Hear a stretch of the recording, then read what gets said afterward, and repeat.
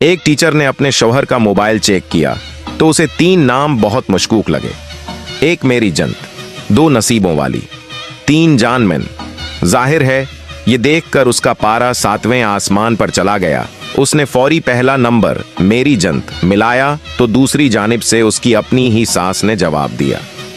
फिर उसने दूसरा नंबर नसीबों वाली मिलाया तो दूसरी जानिब से उसकी छोटी 8 साला बहन ने जवाब दिया।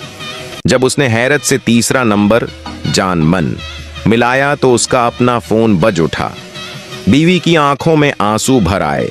उसे खुद पर इंतहाई अफसोस हुआ कि क्यों उसने अपने मासूम शौहर के किरदार पर शक किया। उसी पछतावे को कम करने के लिए उसने अपने प्यारे शौहर को 1 माह की अपनी तनख्वाह तोहफे में दे दी। शौहर ने उसी पैसे से अपनी गर्लफ्रेंड के लिए तोहफा खरीद लिया, जिसका नंबर उसने अपने मोबाइल में असगर इलेक्ट्रिशियन के नाम से महफूज कर रखा था।